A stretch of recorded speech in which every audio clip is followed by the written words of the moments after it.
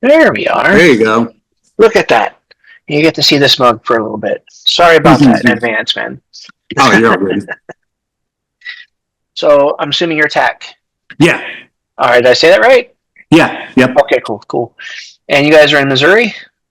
Yeah. We're on the Kansas City and the St. Louis side. We split the state. Ah, very cool. All right. So you want to wait for everybody else to get in, or? Yeah. We'll give them a couple Okay, minutes. that's cool. Krystal, I know, is definitely jumping on. She did the vocals for this latest single for that cover we did. So I wanted to make sure she was on. Yeah. She was very haunting. It was fantastic. I really enjoyed it. Yeah, Krystal and I have worked together for years, and we've got separate bands, and she comes over a lot and works on tracks with us, and the new album, which we'll talk about, but new album's going to come out. She's all over it too. So very cool, man. Very cool. All right. So I'm Drew, by the way, if you haven't guessed that already. So yeah, absolutely.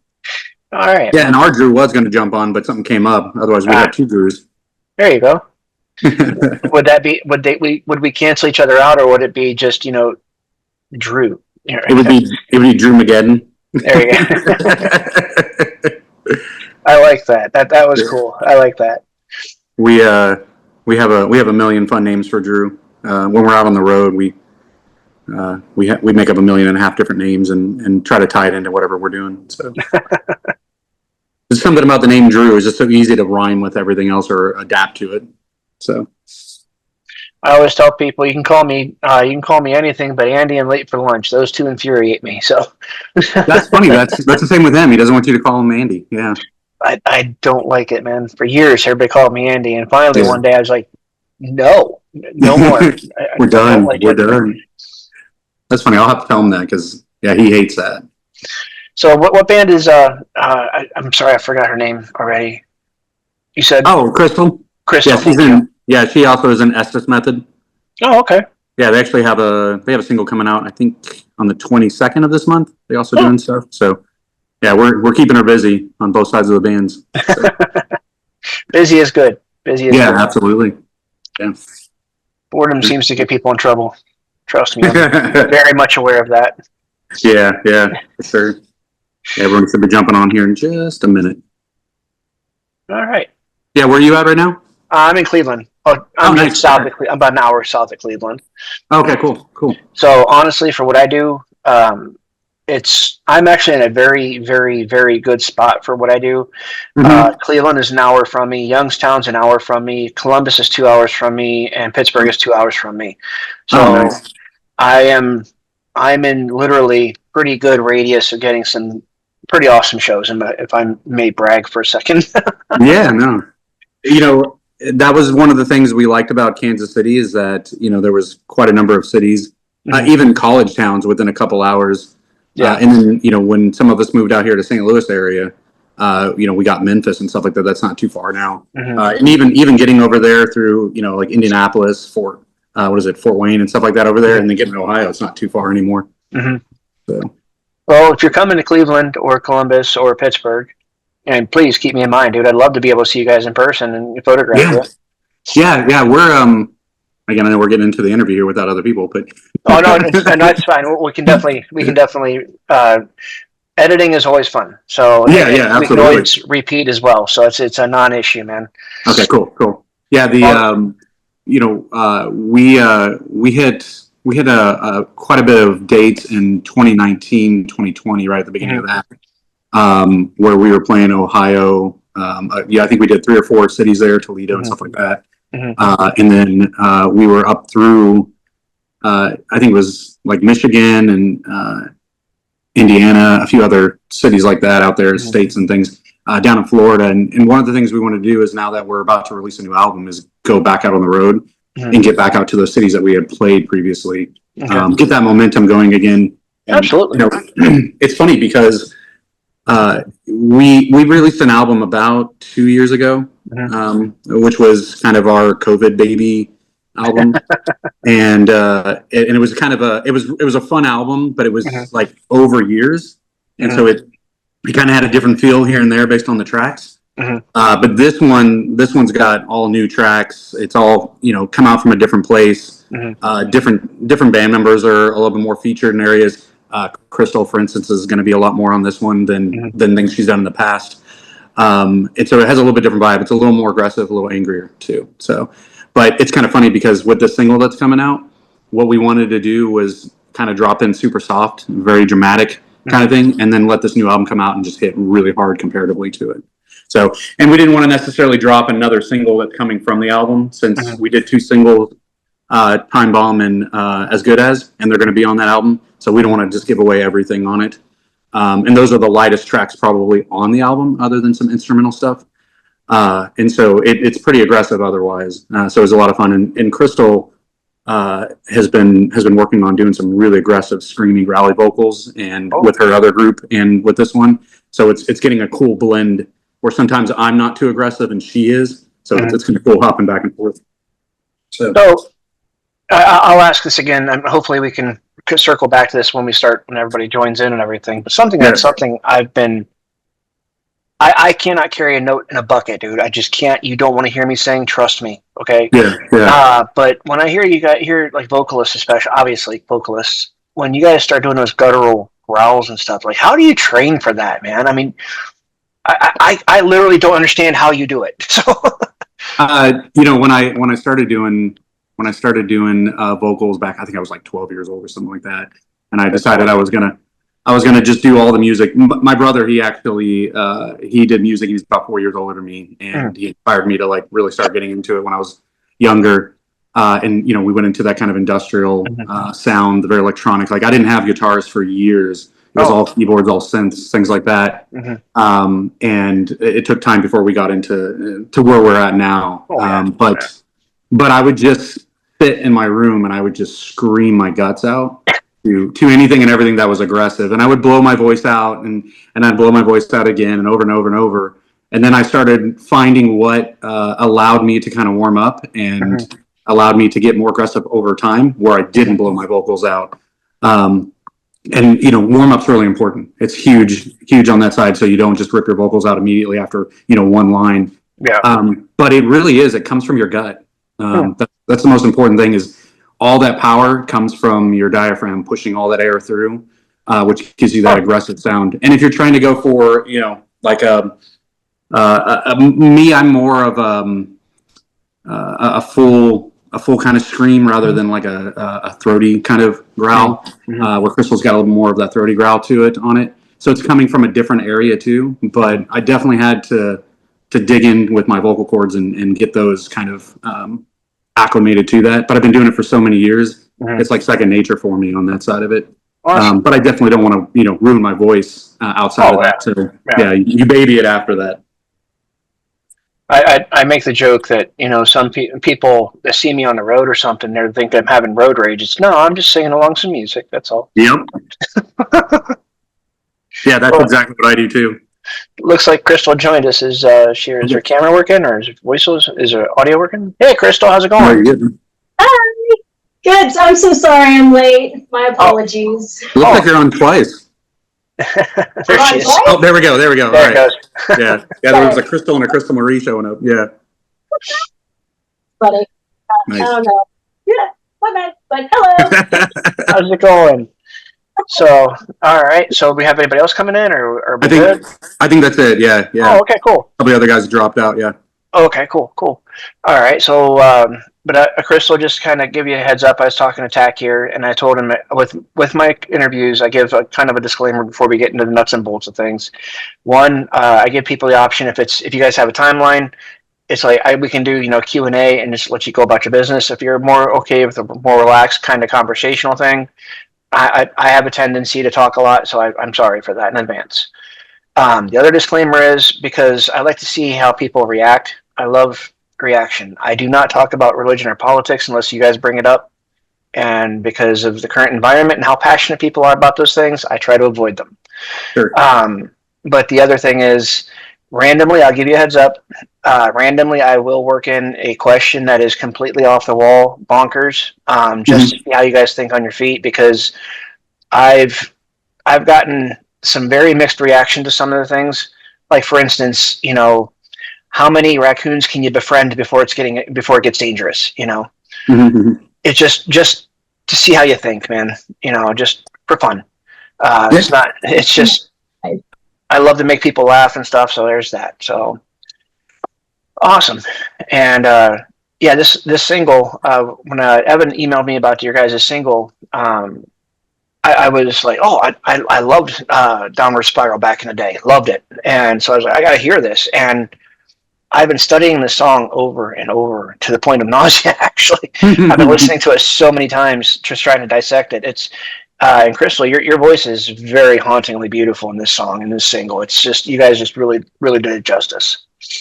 Yeah, appreciate it. Yeah.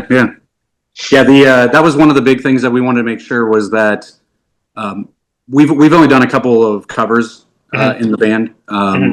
And with this one, I asked Krystal to sing on it because I wanted a different take with that track than what I could do with it. And I knew that she would bring that kind of layering that really brings emotion out of it. And for me, my stuff's usually just much more aggressive, but she can pull out that other kind of emotion out of it that I wouldn't be able to hit. And that's one of the things that's really nice about Razorwire Halo in general with the music that we've released over the years, because Krystal's been all over all kinds of albums previously too. Is I know when to step back and go, this isn't for me. This isn't the vocal line that's needed there, right? It's beyond just who's singing it, but rather what lends to that vocal or that song in general, and what vocals are going to make sense on there. And Krystal and I think our vocals blend really well together. And I had thought about putting my vocals in this track too, and I did some takes on it, and it just took away from that emotion, that depth that she had in there. So I went ahead and removed them off of this one just to make sure that it shined through like it should. Because I absolutely agree with you. I felt her vocals were enough said and didn't need anything additional off of that kind of stuff. So I was really happy with the way that took. And then musically, the big thing there is that that track is incredibly old, but it's held the test of time.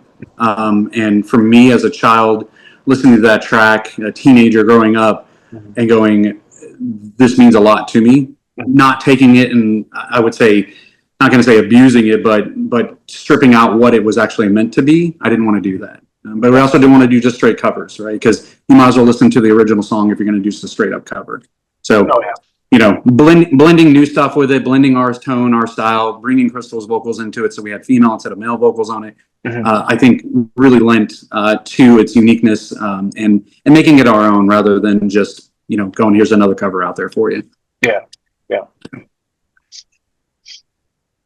You want to jump in on that, Krystal, or? Oh yeah, absolutely. When Tack asked me if I wanted to do it, I listened to the song because I hadn't heard the song, so please don't hate me for that, but I hadn't heard it. And he sent me a link to a piano version of it. And so I really listened to that one. I would not listen to like the recorded version of it. I wanted to stay away from that and just focus on this piano version, and just kind of took my spin on it. And now I've heard the version after after everything's said and done. But yeah, I don't know. I just really had a great time recording this song, and I'm really, really happy with the way that it turned out. It was kind of like, oh my gosh, we're doing Nine Inch Nails. How's this gonna go? But it was a lot of fun to do. So one of my favorite things to do is throw random things at Krystal. Just out of the blue, I'll message her and be like, hey, you want to record this line real quick? Well, what is it? Just here, do it real quick. Or, hey, you want to record some vocal line stuff here on this? Here. And so she may not even know what, where it's getting put in on a track or anything. And then I just throw it over to her. I'm like, here, check this out. So you're really throwing places spaghetti at her, seeing what sticks, huh? So. Yeah. Like you were talking about, you like to throw us off. I like to do that to the other band members. I'm like, hey, I had an idea. Why don't we try this real fast and see what happens? I like that because it's just, it adds to a dynamic feel that you're not overthinking or overanalyzing, but rather it's the spontaneity behind it is really important to me, that the music sounds fresh, that the vocals aren't tired because we've done it 80,000 times, but rather going, here, try this, see what it's like. If it doesn't work, then we'll do another take. We'll do something different with it. But it seems to work quite well between us on that kind of stuff.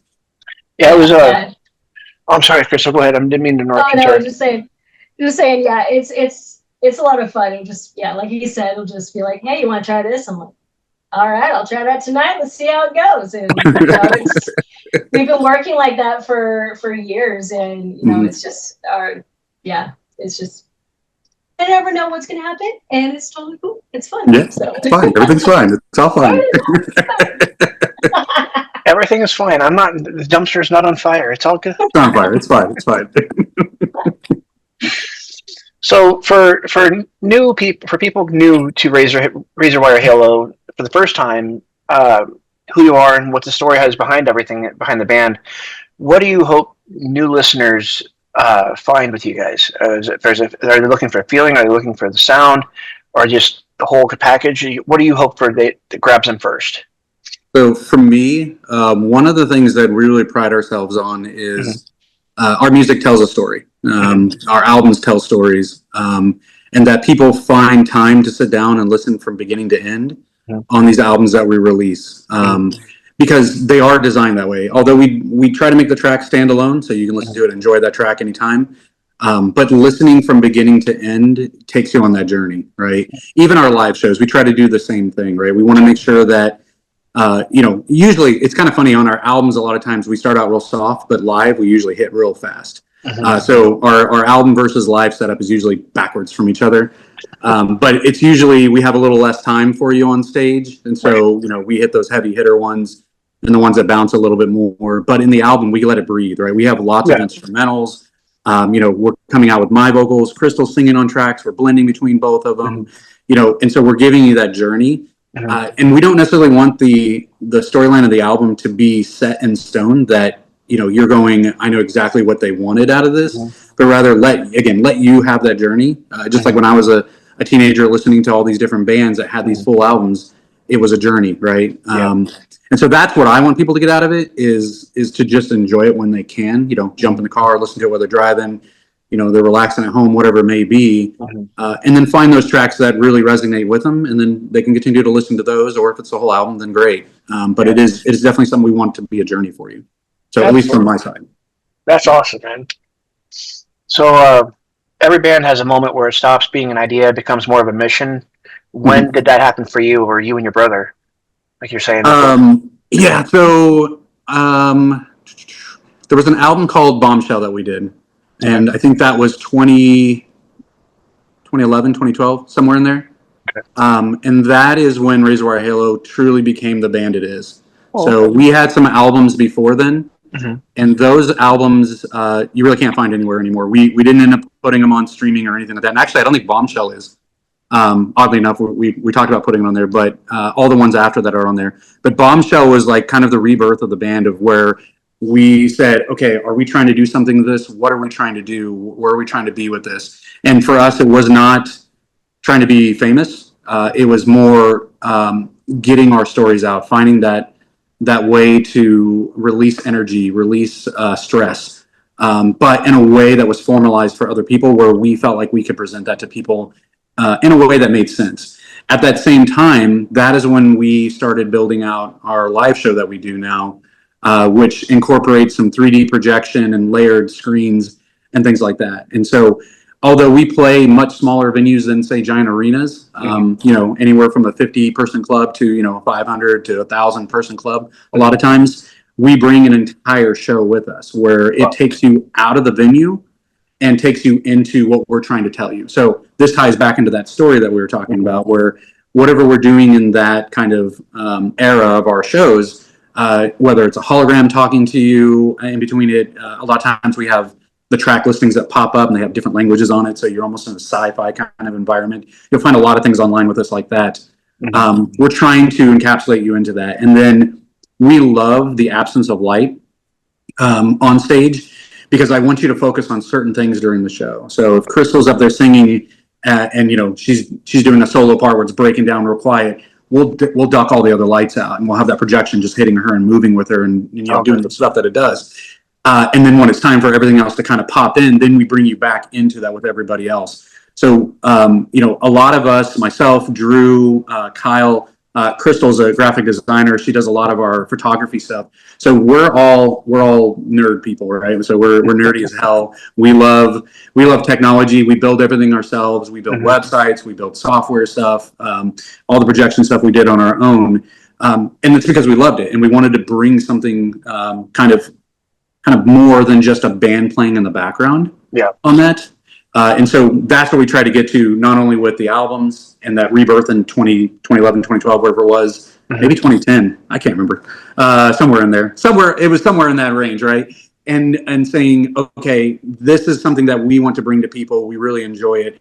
And we want to do something more than just, be another cover band or another band that just, plays in the corner while people are having dinner, but rather be a true artist and act out there that can bring something to you.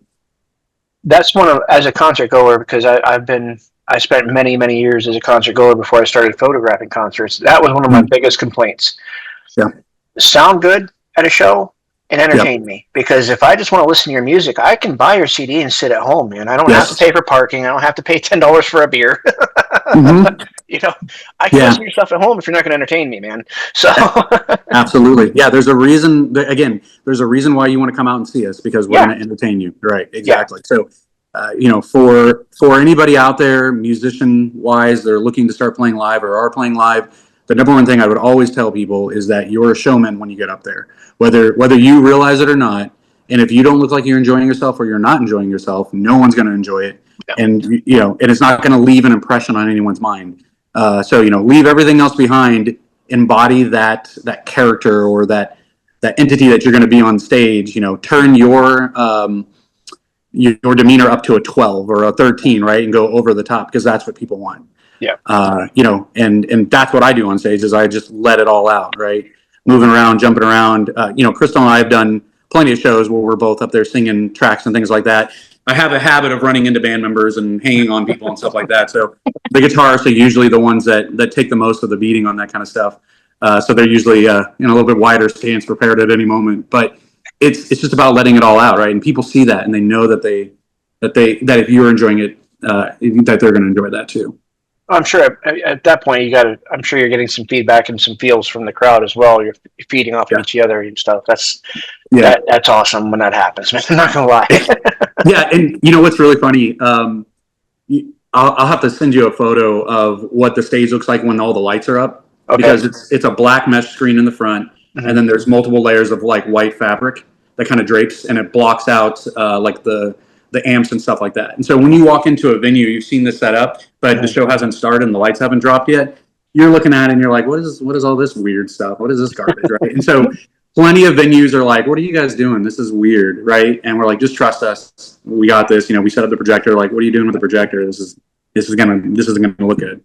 And then the lights go out, and then we for a few years we had this really loud, like kind of high pitched squeal noise, and then it goes like that kind of thing.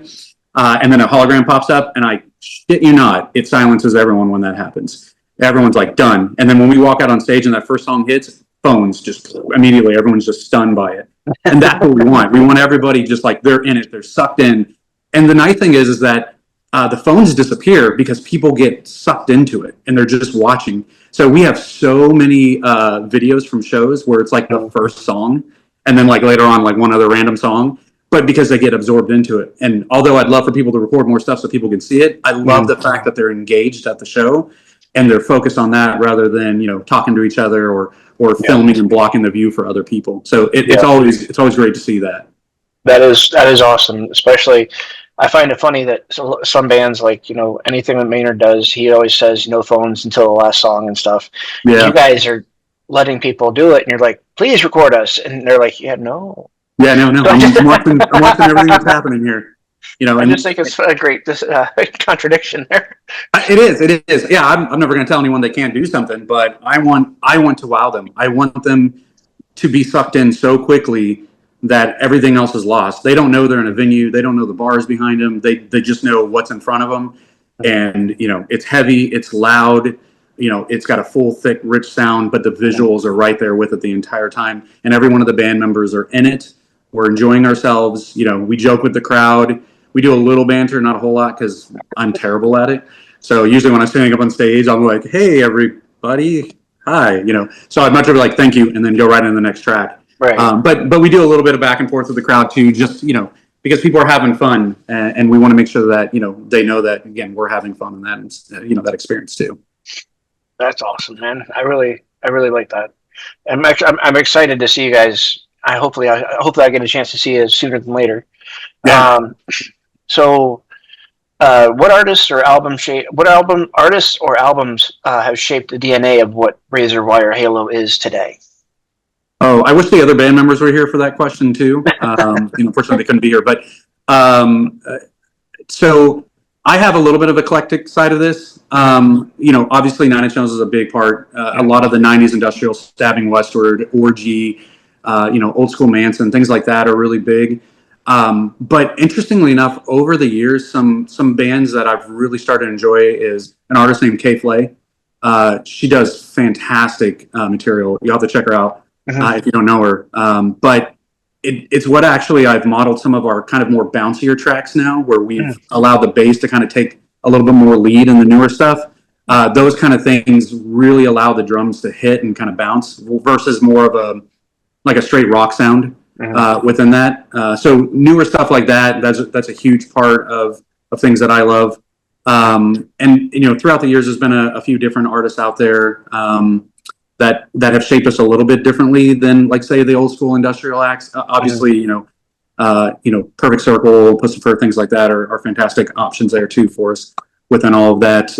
Anything that like Charlie Clouser does is fantastic. He does a lot of remixes and stuff, but his stuff's always fantastic. Filter is another one that we've really enjoyed over the years. Krystal, I know you've got a much different background than mine on that side of that stuff. Yes. Let's see, like Bring Me the Horizon, definitely Spirit Box right now. Stitched Up Heart is a big influence for me. Yeah. Gotta go for Paramore, Evanescence. Yeah, I'd say. Oh, lately it's been like Wargasm. Wargasm is awesome. Yeah, that's a great reference there. Yeah, they're freaking awesome live. Yeah. So a little different, cool. But Yeah. I love hearing where musicians get what they like to listen to and stuff, because some of the hardest, heaviest people, they'll sit there. Yeah, I like to sit down and listen to Bach, and like, what? He's like, yeah. And go ahead, I'm sorry. Oh, I'd say, and that's interesting because again, we're probably a lot heavier overall than what I normally listen to on a day-to-day basis. Filter can get a little bit heavier in there and stuff like that, but I don't particularly listen to like Slipknot all day or anything like that. We don't get necessarily that heavy. The newer album is going to be much heavier like that, where we're much more aggressive, a lot more driven.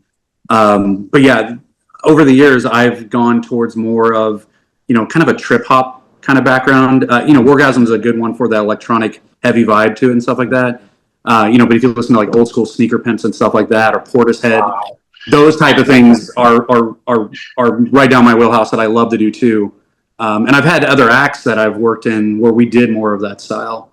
So I could have that outlet where it didn't necessarily make sense for this act, but made sense for other ones. I haven't heard of the band Sneaker Pimps since 1997 when I saw them on the Spawn soundtrack with Manson on Road Out of Hell. Yep. So that's been a minute, man. Yeah, It's been a minute. Got some old school roots in there, right? Oh, goodness. I just did the math in my head. That's 29 years ago, dude. Jesus. That makes me sad. So. Well, it'll make you less sad because a couple years ago they released an album. So that is different singer. I did not know that. Different singer, but they did release an album a couple of years ago. Oh, I will have to look into that tonight. Yeah. So if someone heard one song from your catalog before seeing you guys live, which track would you choose for them and why? I'm going to make Krystal go first. Me? Oh yeah. My gosh. I'm going to put you on the spot on it. First thing that comes to mind is Terrible Lie. Oh, yeah. I mean, oh gosh. That's not fair. Why'd you make me go first? All right, I'll go, and then you can go from there. So our last album that we did, there are a couple of tracks that I feel like would be like the band's bread and butter sound, which would be Invincible and Cover My Eyes. That is a true indication of the evolution of this band, where the current members that are in the band, that's their quintessential sound. So Rob, who does our lead guitars, he's all over those tracks, and he really adds a lot of atmosphere where we didn't have that previously, where we had much more rhythm guitar and a little bit of lead, but he actually takes the guitar and turns it into the atmosphere, the synth sound, and brings it to the next level. And for me, that was the most exciting part about that last album, and how I kind of feel like when someone says, hey, what do you guys sound like? I play one of those two tracks, like immediately, for what we've got released right now, those two for sure. And then there's one other one that I feel like gives a different vibe from us, and it's called Sweat. It's an album from a couple of years ago. But that one's got grit. It's got attitude. It has that like sexual tension behind it, where we don't normally drive towards like a sexual tension sound or even lyrical content. But that one kind of deviates from a lot of the things that we had done. But when that album came out for that set of tracks, it was designed that every track was kind of a different emotion and a different feeling from a different band member. Which was a little bit of a detachment from our storylines that we usually do, where the stories aren't about us, but these were actually about us in those kind of instances. And so Sweat would be the third one that I would say people would listen to. Yeah. Okay. You can steal one of those, Krystal. No, before you said it, I was like, Sweat. Done. Sweat, yeah. Yeah, we used to end our shows with that one for a couple of years, and it every time it just hits so hard. Yeah. It's not a super heavy track. It's really bouncy. It's kind of dancey, but there is aggressive pieces to it. But it really, I think, just finished the night off correctly for everybody. And it just flowed really well. That's awesome. That's very cool. I would definitely check that one out. I've been talking to Evan about sitting down with you guys for. He and I have been talking kind of back and forth for about a week now. But yesterday he emailed me. He's like, "Hey, tomorrow." I'm like, "Oh, okay." So I've had something I can never have on repeat today. Like at work, it's on repeat. And the thing is, I've said this to other people I've interviewed. When I listen to a new song, some of my favorite songs today, I hated them the first time I heard them. The thing is, I dissect a song in my head, and I mean, I'll listen to it 8-9 times before I can actually listen to the song. And because it's like, oh, I see what you did there. Oh, that's a nice little twang. I'm constantly like picking it apart, and then it's like, okay, slam it together. Now I can listen to it and enjoy it. Okay, so so today was a crunch time for you guys. So it was like on repeat all day. Yeah, so. That's awesome. Yeah, and when we were working on it, that's what we did. We listened to it 9 million times. Oh, yeah. One of the interesting things about this track and our last two singles, As Good As and Time Bomb, is we brought another artist in, David Turner. He goes by Renrut in his projects. Okay. Renrut's Turner backwards. Just reversed and put some letters or numbers in there. It's really cool. He's got some really cool visuals and stuff like that, and his stuff's much more.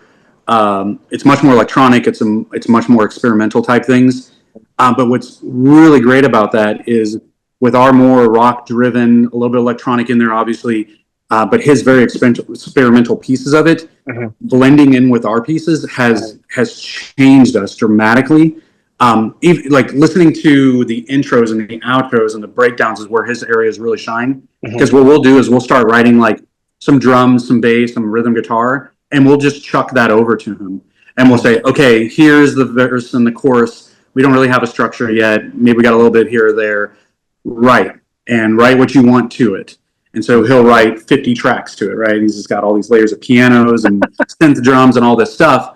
And he really takes it to this really cool, almost cinematic feel, where now we can add that in and layer that into our mix. So you're talking about kind of breaking down those layers and pulling things apart. The new album is very much going to be like that, where you're going to be able to listen to it and start diving into those little layers that you're going to hear. Like in your headphones, you're going to hear things, panning and flowing back and forth, where you're going to have to be listening in deep on that. But there's so many layers now underneath of those things that aren't there just to fill, but rather to almost make your ears kind of twins, right? You'll be like, wait, what was that? What was that little weird thing? And it only happens once in the song, right? Or there's one little melody that happens once underneath the second verse, right behind the vocals, and you're like, wait, why did that give me a different kind of emotion than what I thought I was going to get out of that? Yeah. So then you go back and you listen to that track again just to listen to those little ear candy pieces that we want you to have. And so David's been huge on that, instrumental on that kind of stuff.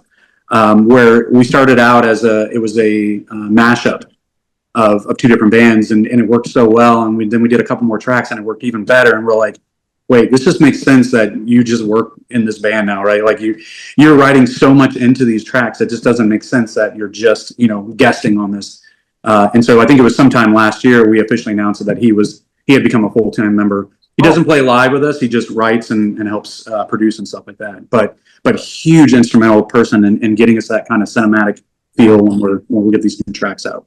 Mm-hmm. Oh, okay, that's cool. So, excuse me. Along those lines, I was going to bring this up later on, but it seems fitting now. So, in my research for this interview, I came across an old interview where you guys, when the interviewer asked you, "Why did you get into music?" and your answer was literally one word: therapy.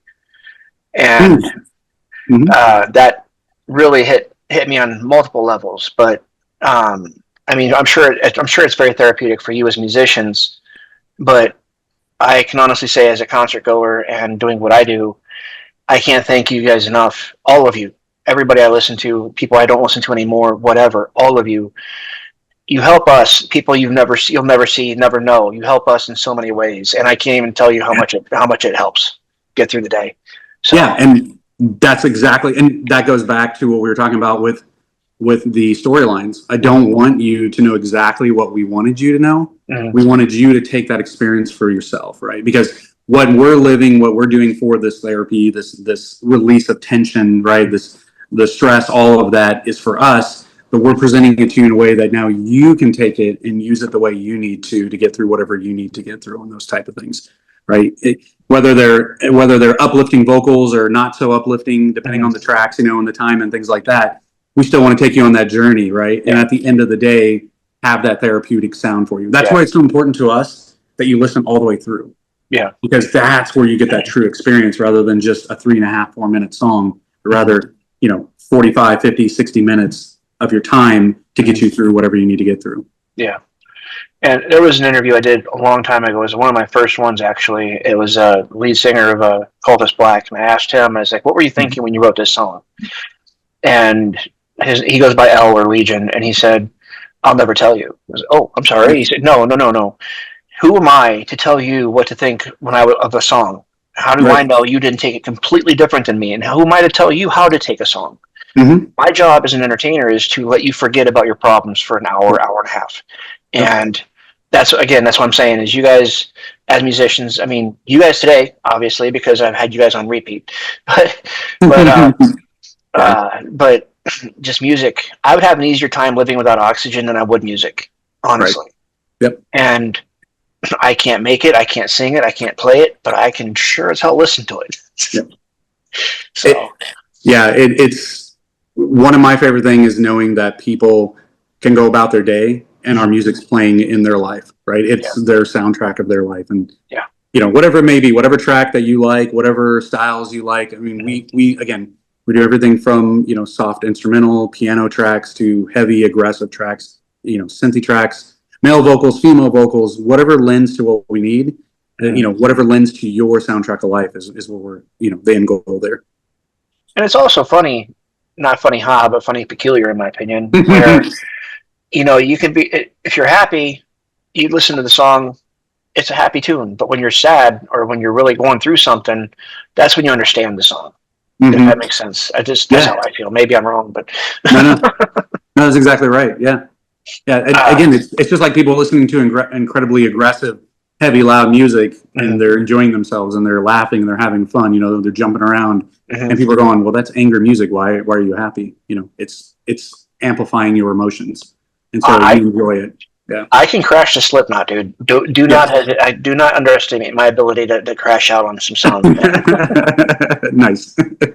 So, as you mentioned before, 9 Inch Nails was a big part of your life in teen years and everything. With 9 Inch Nails' massive catalog, what made Something I Can Never Have the song you felt compelled to reinterpret? So, again, kind of going back to therapy, talking about your childhood. I really listened to Pretty Hate Machine album as a whole, but specifically that track as a teenager, and going through, high school breakups, all those kind of things, the emotional times of, being picked on as a kid, all that kind of stuff. That album as a whole got me through a lot of that. Yeah. Even up through Downward Spiral and stuff like that, which was, a different feel to it. But again, I took those and used those to channel my energy into a much more positive outlook. And so that track has a lot of sentimental value to me. And, all these years I've wanted to do it, and it never felt right. It never felt like the time to do it. And I kid you not, it was all of a sudden I was like, I'm going to do this. And I started writing it out, and then I hit up Krystal and said, you want to do the vocals, right? I tried to do them a little bit. That's not for me. This isn't what we want to do with this. But it felt like the right moment for that. And again, it kind of is closure in some ways, where I get to revisit that time in my life that wasn't so great, and turn it into something that's much better now for me. And if I could for a second give you kudos for stepping back and letting Krystal do the vocals on that, knowing I can do it, but this is better. That's not something a lot of people can do. They're, no offense intended, but some people's egos are too big and they can't see that. Yeah. And for you to be able to step back and be like, you know what, this is okay, but that I applaud you on that. So very much, man. So. Yeah, this group is not about a member. It's about what we're trying to do. So, there may be a guitarist that doesn't play on a couple tracks. Krystal may not sing on something. I may not sing on it. It may be all written by me. Whatever it ends up being, it's whatever lends to that moment that makes sense on it. Maybe David isn't on a track at all, right? Maybe there's a couple of them on the new album where he's about 99% of the music on it. So it's about what makes sense on that journey. And you're absolutely right. It's beyond ego. It's beyond myself. I even joke and tell our other guitarist, Kyle, he's got similar vocal style to me. I was like, if I'm ever sick and we've got a show, you're up. If I'm on my deathbed, get up there and go play and sing. You can do it. You can make it, right? So it's beyond what that lead singer is, and more about what we're trying to portray, storyline, and the emotional factors of that. And you mentioned earlier that you guys are all nerds and everything. I don't know if you know this about me or not, but during the day I'm an IT guy. Okay. So the photography and interviews are my side gig. Nice. And I'm all about redundancy. So you having somebody that can step in the event you're having an issue or something, that's just bonus points, man. Yep. That's funny. Yeah, we're actually everybody but Rob is in IT. Funny. Every one of us have IT jobs on the side too. So that's funny. I've got if any of you are cloud people, I need to talk because I'm trying to learn AI and I'm trying to learn cloud right now. I'm trying to get certified. Oh, nice. Yeah, we can absolutely talk. Yeah, I am. My background is in software development and cybersecurity. I've got a bachelor's in software development, master's in cybersecurity. And Krystal, you got a master's in, is it just business on that side? But you're in the IT side of things too. Yeah. IT, ecom, MBA. Yeah. Okay. Yeah. You are definitely smarter than me. Thank you. Yeah. Kyle's a developer. Yeah. So, Drew's also a developer on the back end side too. So yeah, we're all super nerdy, like I said. So we like to build stuff and figure out how things can work better and more effective and efficient. So. Yep. All right. So not a lot of people know that about us. Actually, I did not. I like it. So the song, something I can never have. That song carries a tremendous amount of emotional weight. Did you guys ever feel any hesitation touching that one, considering many fans might consider that like sacred territory? Yeah, absolutely. I've thought about that for however many years I've been listening to it, 20-something, 30 years, right? And even David, when I brought it to him and said, hey, do you want to add stuff to this track? He goes, that's kind of sacred. That's a tough one. And that's what we talked about, let's not go in there and strip out the emotion, strip out what the track is, but rather just embellish it a little bit to our style, but hold true to what it is so that you don't lose those emotions. So absolutely. It just felt like it was right, and the right people got a chance to get in there and work on the track. And Krystal was the right person, like we said a minute ago, to do the vocals on there, where I would not have been able to produce that same kind of thing. Yeah. So, yeah. Well, it's sometimes you have the right idea, but it's the wrong time. And it seems like you waited until you felt it's either it's now. It's happening now. So it comes through, man. It really does. Yeah. We at least for myself, I've always been very apprehensive about covers in general. One, I want our music to stand on its own. I don't want someone to be like, I love that band because of another person's song. We've released so many albums, so much music out there. We've talked about it for years. There's actually a back catalog of covers that are just about done that we're planning on releasing sometime or another. And they kind of run a few different genres, but it has to be the right time to release them. And so, listening to Something I Can Never Have or Terrible Lie that we released a couple of years ago, we're going to be releasing I'm Afraid of Americans eventually. So it's just about done. And we did a cover of NERD, Lap Dance. So we've got to finish up the vocals on that, and that's just a straight up rap track, right? It's like a rap pop, but it's aggressive, and so we're going to be finishing that up because we really enjoy the kind of beat, the melody, and things behind that, and it challenges us because I don't do a lot of spoken type or rap type lyrics, and so that's going to be a challenge for me, and I've already started playing with it a little bit. But I enjoy it. I think it's a fun one that takes us out of the ordinary of going, well, that makes sense that they would cover Nine Inch Nails. But now we're going, hey, we're covering NERD, and they're like, I'm sorry, you're doing what? Kind of what I did. yeah. But we do it justice, right? And we keep it in our genre. So that one gets blended more into our style, where we take it out from that because we're not necessarily worried too much about that one and keeping the emotional factor on there, but rather the intensity that we want to draw from that and what we heard when we were listening to that track. And the other thing is what you mentioned. I really enjoyed what I've enjoyed about you so far is the fact that you guys are a variety. You're not. Here's our sound. Let's just stay in this niche. You guys are constantly changing things up. You're testing boundaries. You're bringing in new ideas and explorative. I really enjoying it so far, honestly. Yeah, I appreciate it. Yeah, we like to keep it interesting, change it up. Again, Krystal and I did some music in a group years ago called Parallel 28 before we started working on the Razorwire Halo stuff separately, and it's an interesting departure too from the style that I did, and I think Krystal from what you had done previously was a pretty big departure from the styles that you had done. And we were super proud of that, which again ties into Razorwire Halo stuff now, where we've blended that group into more of a super group kind of sound off of that. But I highly suggest people go listen to Parallel 28 stuff. There was an EP released a few years ago, and it gives you a little bit different taste again of this band, but with some of the band members. So you get a little bit of a different texture on that too. So I always tell everybody I work with, I was like, have multiple projects you work on because Razorwire Halo may not fill everything that you want to do, right? And so go out and do that. You may want to do acoustic. You may want to be super aggressive.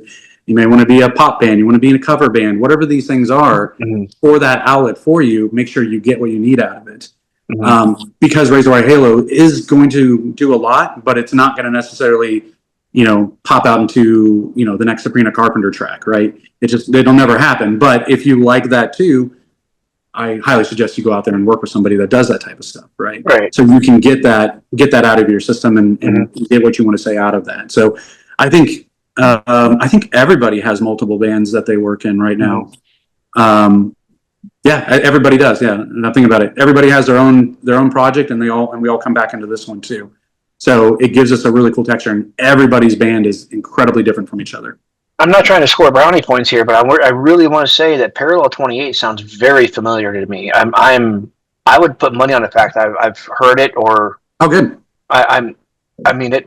You said that as like I know that. What was it? 7 years ago? 8 years ago? Something like that.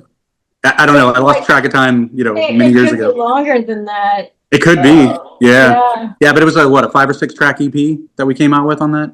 Yeah. So we're going to do at least one of those live on the upcoming shows that we're going to do later this year. So we were talking about that as Krystal's out on the road with us. We're like, why would we not play those tracks too? Yeah. It's a part of the band. It's a part of that sound. It's part of that era. And most people won't have any idea that it's technically somebody else's tracks of our other acts. But it's going to blend really well in there and give them a little bit different texture where Krystal's on lead and such. I mean, that would be a kind of a fun kind of gotcha for you guys as a band, because you guys know, hey, this isn't on this catalog, and they're going to go sit there and pull you up on Spotify or iTunes or whatever. That's not that song that they played. That's not in here, man. So it's kind of something you guys can chuckle about on the bus or something. yeah, they're going to be hunting it down. We're going to be getting messages later. They're going to be, yeah. What track was that? Well, and it's great because in between our tracks, we put the name of the song up, so they're going to know the name of the song, and they're going to go try to find it under ours, and they're definitely not going to find it. So Exactly. Yeah. So that with that being said, I was just curious about going back to. I know I keep coming back to that single, but because it was a very large part of my life as well, the original actually, but obviously, was there ever a moment during the recording where you realized this isn't just a cover anymore? This has become our version of this song. Yes. So there were 2 points for me on this. Is one, because when I started writing the original piece with the piano and stuff and kept it kind of bare bones, that I actually sent over to Krystal first. I actually sent those bare bones over to David also. So interestingly enough, both of them were doing their takes without hearing the other person's stuff that was going to be done on it. Which again worked out fantastic because they didn't have anything to color their style that they wanted to do on it. So Krystal's singing to a much more stripped down piano version. David's only playing to that stripped down piano version, writing all the synth work, drum work, and stuff like that he wanted in there. And when I got both of those back, I went, oh, hold on, we've got something. I think this is actually going to be something we're going to want to release. And when I melded those two together and actually started mixing them down, I was like, yeah, this is it.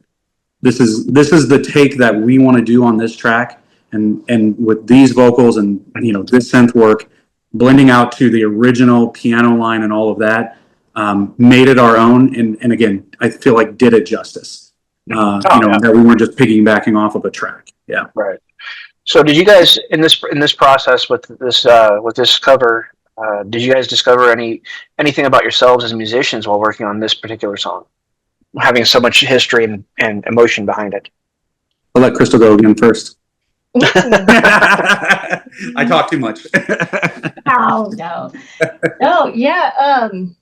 yeah. This song definitely made me kind of step back a little bit and really, because like I write heavier music, and this just really I don't know, I just discovered a different part of my voice, I would say, and just like just with the emotion of it and the simplicity. Well, yeah, I don't know. It just really discovered something with how I sing. Like, honestly, I was terrified of the song at first. I kind of, Tax sent it over to me, and I was like, yeah, I'll do it. Like, maybe? I was like, a month went by. I was like, yeah, I'll get to it. I'll get to it. I promise.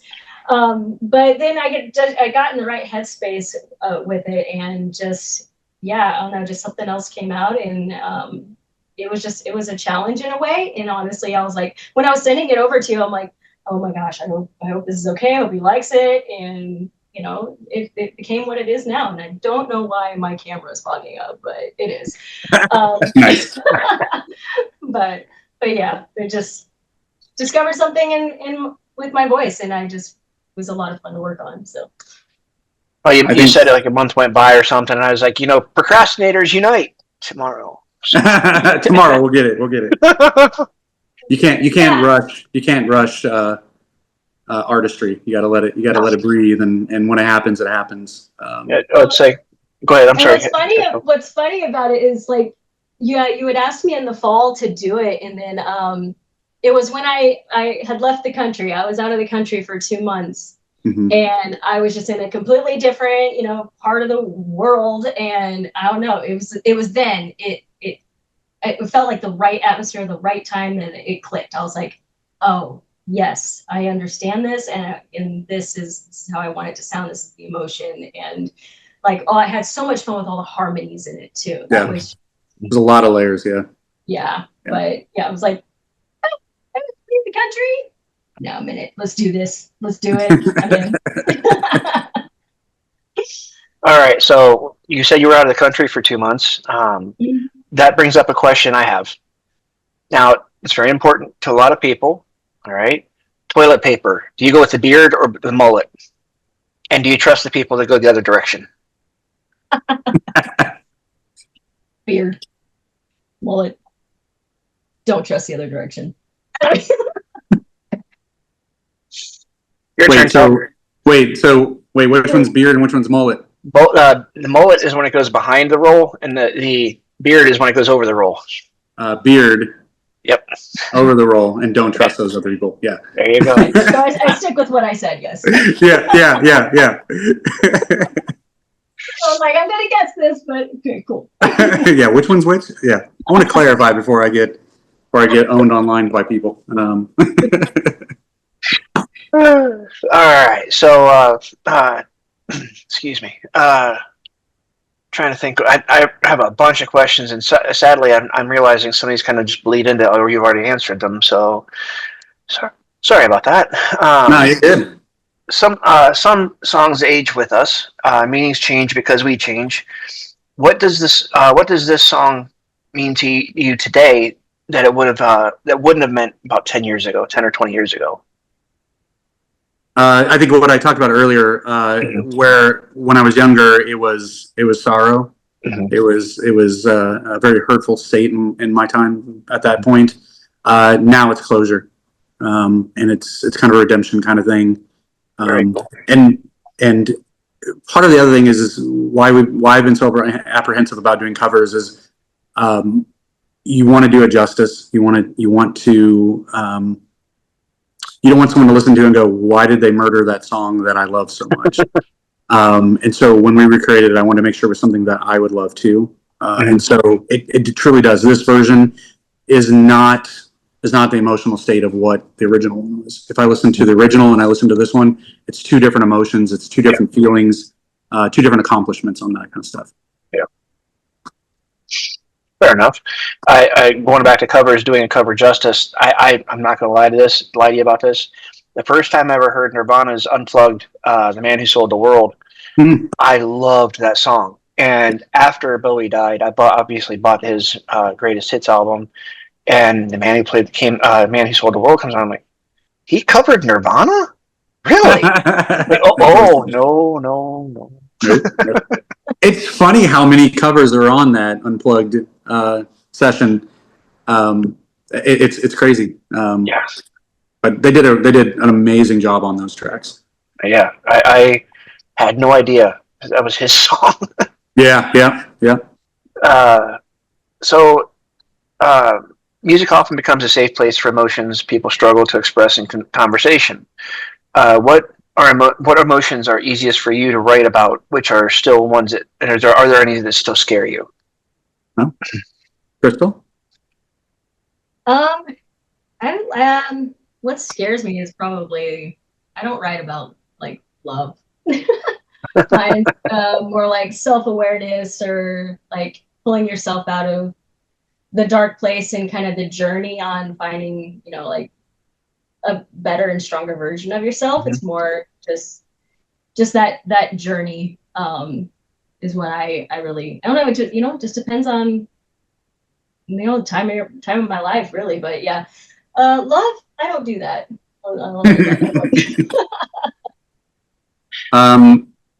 For me, I mask all of my personal pieces in story. Mm-hmm. So for me, I don't want to necessarily expose myself vocally, lyrically like that to everybody, because again, that's an incredibly raw thing. Mm-hmm. So I use story to mask that. So everything that I've written vocally has some truth to it, to me in some capacity, but is hidden behind that entire story that we want to do. Whether we're angry about the times, whether we're upset about something, we're struggling, whatever that is, I'm going to give you a story so that I can mask myself a little bit on that, I think. And the same with Krystal, I really don't do love songs.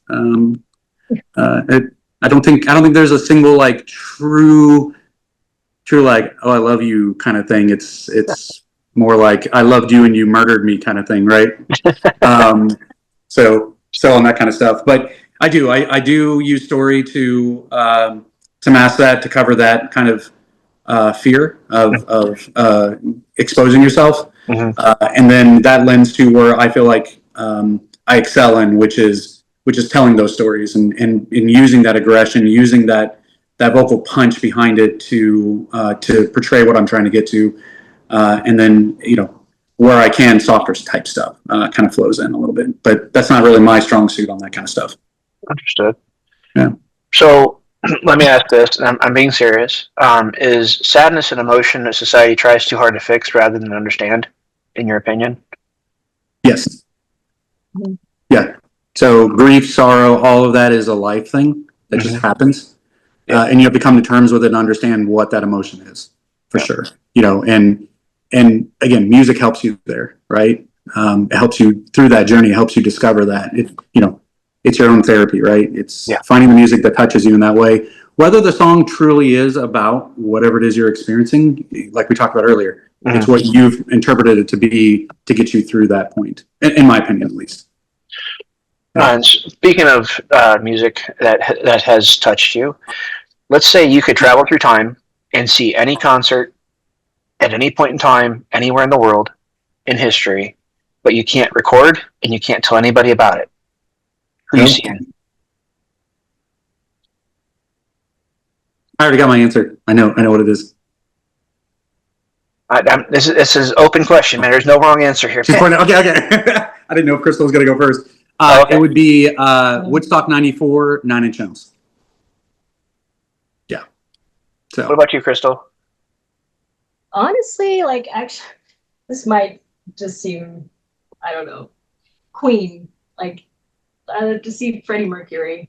I don't know. Might just because I just watched Bohemian Rhapsody. So it's on the top of my mind, but yeah. Here's the forecast for tomorrow in Playa del Carmen. Look for rainy weather. The forecast. Is that you, Krystal? Technology. I am not in Mexico anymore. I don't need to know what temperature it is in Playa. That's awesome. I'd have to agree with you on the Queen. I definitely would have to definitely say that would be one of mine. Absolutely. So, say you guys are out on tour, hypothetically speaking, you're out on tour. What is a must-have snack on the bus for you guys? It's not negotiable. Chips. What kind of chips? I'm on Cajun spice, kettle cooked Cajun spice chips. I will eat the entire, not little snacky bag, the whole big bag. The whole big bag. The whole big bag. The mouth will be burning. I don't care. I'm gonna eat the whole thing in the mouth. Nice. I gotta have chips. I'm not gonna lie. I think I wish Drew was on the call because Drew knows. I think it was either 60 or 90 pizza rolls I ate one night.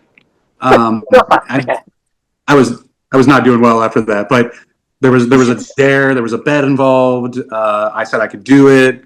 I wanted to prove it. So it happened. There was one night that we went out and got soft tacos from Taco Bell at 2 a.m. It was right across the street from a venue. We got done playing. And so we went across the street, and I think we ordered 20 or 30 soft tacos, and the people are like, "What the hell?" And I'm like, "I don't care. Everyone's hungry. Just keep bringing the soft tacos in." So I'll eat a soft taco any day of the week on that. But yeah, those pizza rolls, they made it so I couldn't eat pizza rolls for a little while. That was a lot. I think I would swear them off for life after that. Yeah. That's with me, man. You do you. It was a little painful. It was okay. It's fine. Everything's fine. Going back. Everything's fine. It's fine. Now I want pizza rolls, but not gonna lie, I have some in the freezer. So. There you go. Just don't eat 30 or 60 or 90 of them. Yeah. I think I'll cap it at 15. Moderation is key. Yeah. Going back to the tour bus, let's say you guys are out on tour and the zombie apocalypse hits you. Who's lasting the longest on the bus? Not me.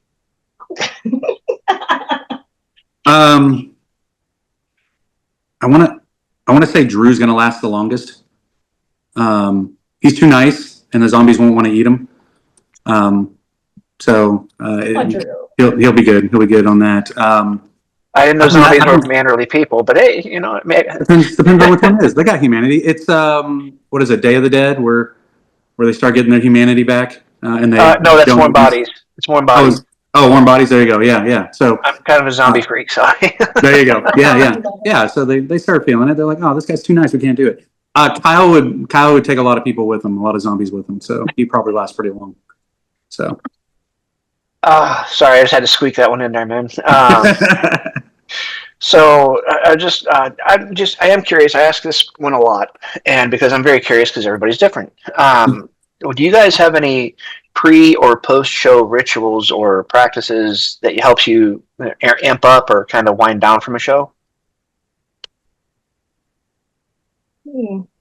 Well, for me, before a show, I mean, well, my warm up, I enjoy the old school Melissa Cross. I listen to Melissa Cross, and then just really whatever, I don't know, just the songs that just get me amped up. I've got to listen to music that's just gonna pump me up.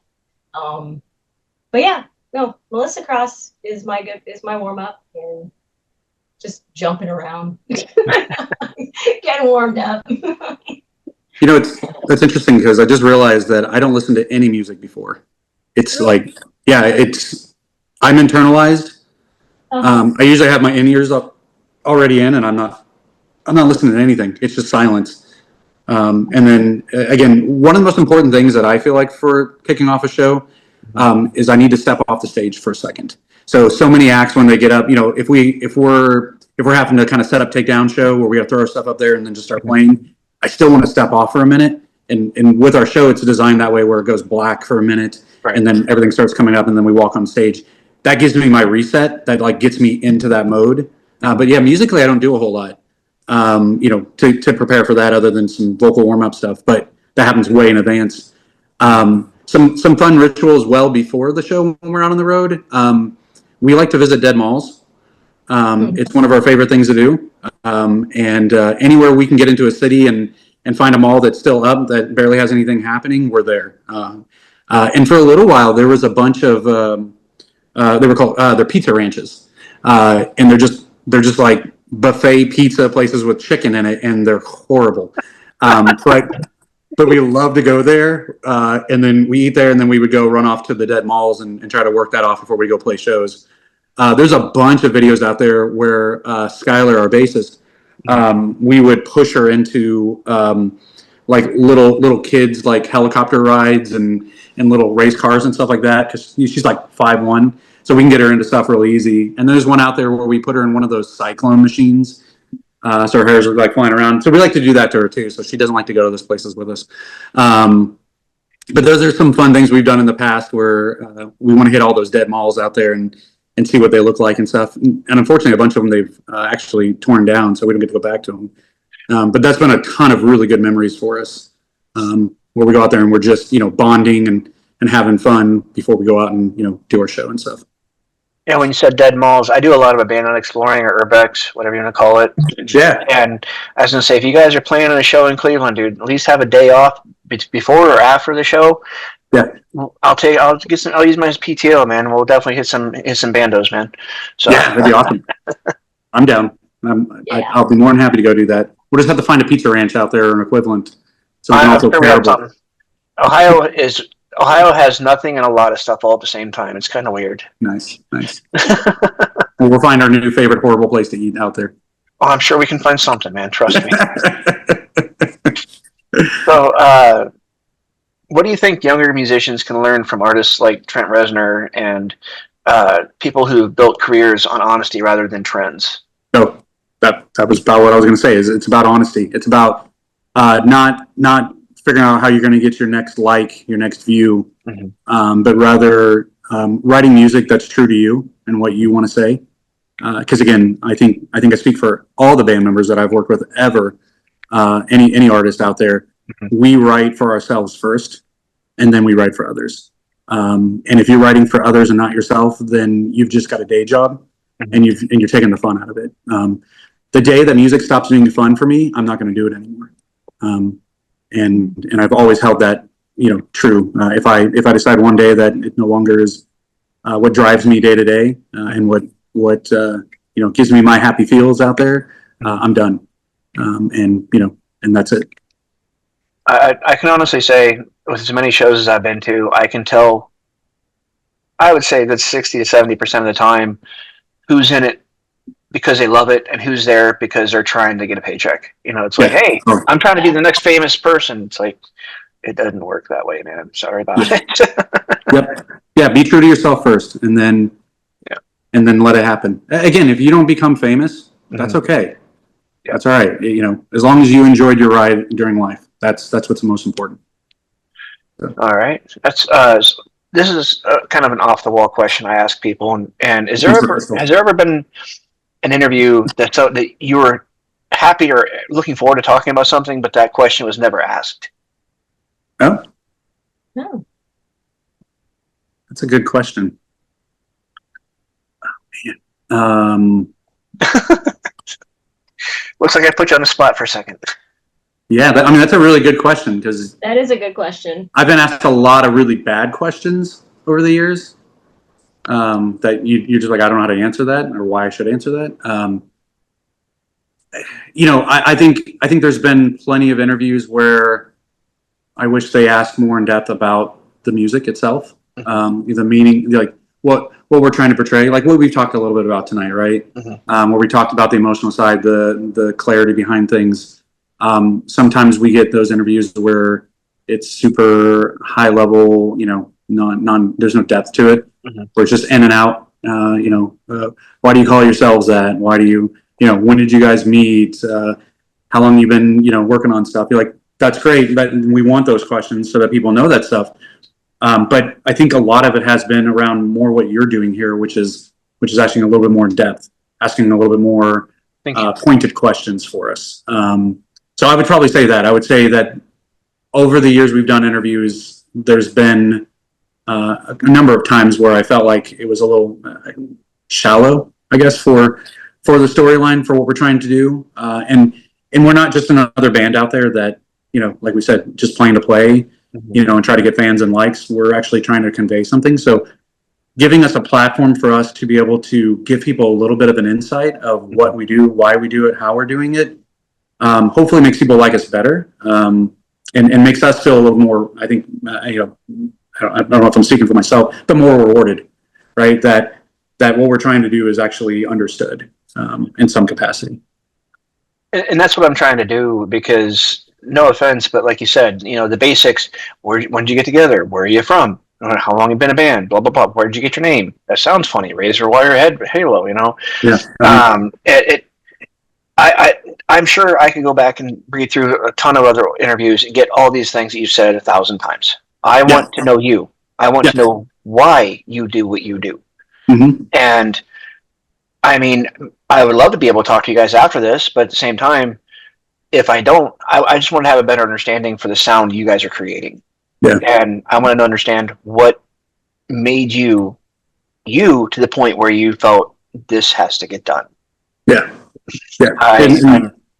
And we commend you on that, because, or at least I do. I assume everyone else, but I don't want to speak for everybody, but that's the kind of interviews that we like. And we like the interviews where we're just talking, right? Yeah. Where we naturally let things progress and we flow and see where things go, because we're all jokesters, we're all nerds here, so we'll go on to whatever, right? If you start talking to me about coding and anything else, I'm going to start talking about that. You want to talk about music, we'll start talking about that, right?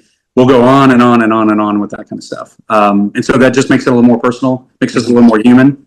And what's even more interesting about that is it's more human, and it's not, again, scripted, right? We're not getting on screen on TikTok and going, hey, blah, blah, blah, blah, here's my script I'm reading to you because I'm human, and now you get to know a little more about me, right? It's more of, hey, this is truly who we are, right?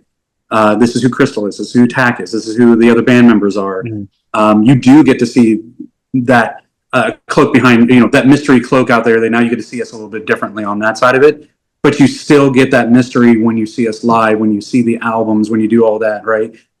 So you're not it's the old thing. Don't meet your idols and stuff like that.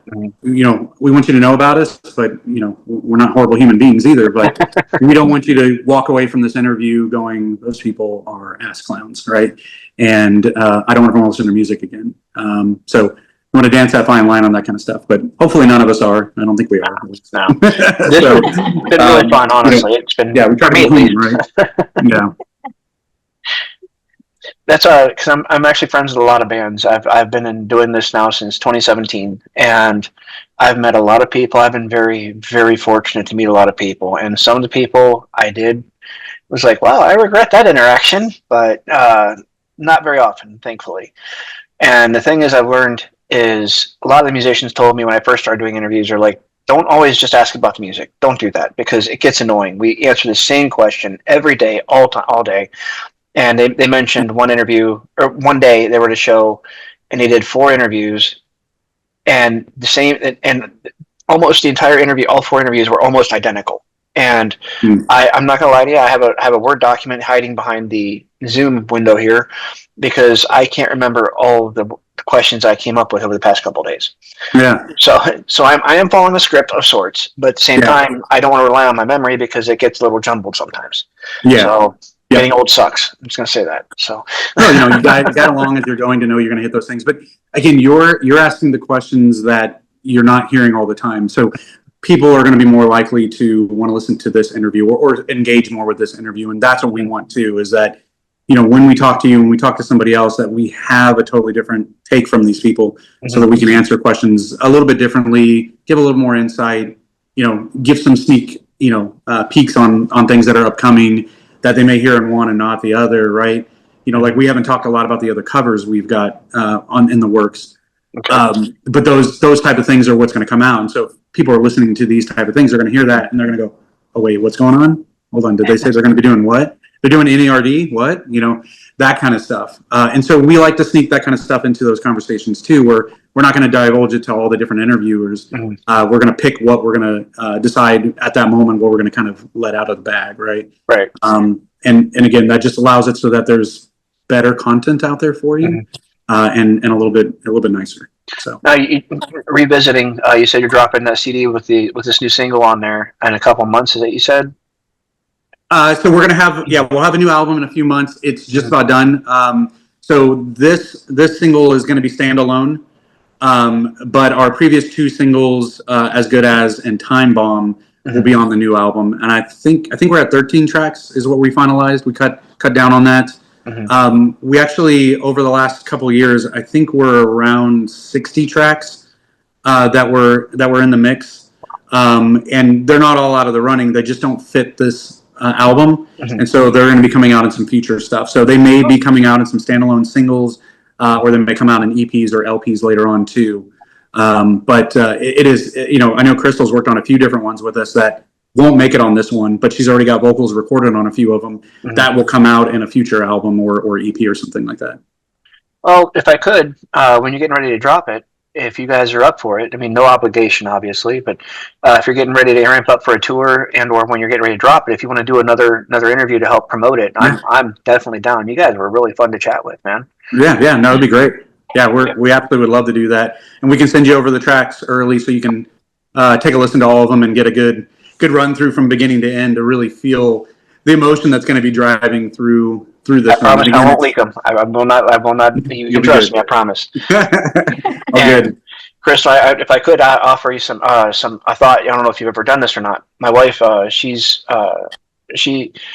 goes to the Asian market up in Cleveland and Akron here, and you see Lay's potato chips and you see other American brands, but they're in Asian format and everything. They have Asian flavors and it has some of the weirdest flavors you'd ever think of. And so if you're a chip connoisseur, highly recommend looking for Asian markets when you're touring and stuff, different cities, different Asian markets, because the flavor profile, it's going to blow your mind. I'm not even kidding about that. And especially if you're adventurous. I'm not, and so it kind of limits my area, but there's some that I can't pronounce, I can't spell whatever they are, but oh my god, they are tasty. Nice. Challenge Sounds- accepted. Yeah, it sounds like we've got our new places that we're going to stop to on the road. Instead of the dead mall, we're going to be hitting all those. You're going to have so many chips. Awesome. Yeah. Thanks for that tip. Yeah. No worries. I'm all about sharing. All about it. Now I got one last question for you guys, since we're gonna probably reconvene when you're getting ready to drop the album and hopefully for tour. All right. So, if vampires don't cast reflections, how do they shave? I don't think they do because they're undead, so I don't think their hair grows anymore. Okay. So you're That's kind what of I'm going you're kind of going with the Anne Rice mythology then. Sure. I don't know what that is, but sure. If you ever heard of Interview with the Vampire, they made the movie with Tom Cruise, Brad Pitt. Is that Anne Rice's writing? Yes. So, Okay. so that was Anne Rice's writing. They did a 3-hour movie off the first book, and then they crammed 3 books into an hour and a half for Queen of the Damned. And it's like I couldn't even watch it, man. Oh. Oh, I didn't know that. That was kind of weird too. Oh. Yeah. So I didn't know she that did the either. Vampire Chronicles, which is Interview the Vampire, Le Vampire Lestat, Queen of the Damned, and then there was like 6 or 7 books in the Vampire Chronicles, and she is eccentric, to put it mildly, but it's a fantastic read if you want something to read when you're on the boat on the road or something, man. If you're into that sort of thing, you said you're nerds, so I'm just kind of assuming you're kind of on point with me. So Yeah, Krystal, what do you think? Yeah. Yep. I'm in. You don't have to worry about it. Yeah, just have to shave all the time. Yeah, I'll shave again. It's coming. Yeah. It's Oh, coming. good. Yep. Yeah, I'll shave it. Yeah. Time. Yeah. I gotta own it. Yeah, you got a 5 o'clock too. Yeah. Yeah. I make the joke that it fell off my head and landed on my face and everywhere else. So Nice. All right, guys, I'm gonna get off here. Let you guys enjoy the rest of your evening. Yeah. So I'll let this render, and I'm definitely gonna be checking out some other stuff. And I cannot wait to see the new CD come out. And like I said, remember Cleveland, or preferably Cleveland if you can, or it's close to Cleveland, because Columbus and Pittsburgh are 2 hours from me. Cleveland is 1, so it's easier on me. But you guys, do what you can do. If we're coming out that way, we're going to hit all those cities, right? We might as well do it all while they're out there. And if you're coming, like I said, if you're coming to my area, man, reserve a day before or after. I'll take Krystal to the Asian market, and I'll take you guys to a couple abandoned sites, man. We'll make a day of it, dude. I'm down. We may come out there regardless if we have shows or not. That's fine. Do a pop-up show. Yeah. There you go. I know enough promoters, man. I'm sure we can make something happen for you. Yeah, that sounds great. Okay. Sweet. All right, nice meeting you guys, and thank you for your time tonight, man. Seriously. Yeah, appreciate it. All right, bye. Bye.